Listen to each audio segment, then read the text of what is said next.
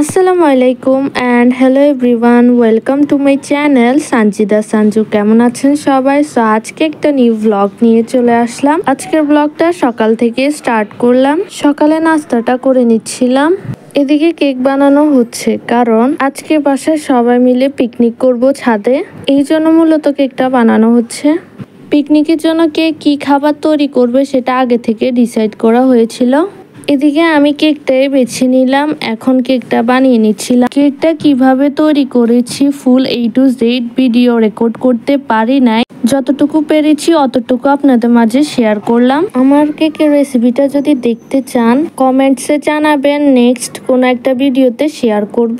আজকে আমাদের কেকের ফুল থিমটা ছিল পার্পল অ্যান্ড হোয়াইটের মধ্যে। এদিকে বিফ শর্মা বানানো হচ্ছিল, শর্মাটা তিশিয়া ফুয়ে বানিয়েছিল। এদিকে আমাদের পিকনিকের জন্য সব খাবারই বানানো শেষ। এখন আমরা সবকিছু এক এক করে ছাদে নিয়ে আসলাম। এখানে কেক আর শর্মাটা ঘরে বানানো হয়েছিল, আর বাকি সবকিছু বাইরে থেকে আনা হয়েছে। পিকনিকটা ছোটখাটো ভাবে করা হয়েছিল, কারণ মেম্বারও কম ছিল, এই জন্য এক এক করে সব খাবারই রাখা হচ্ছিল।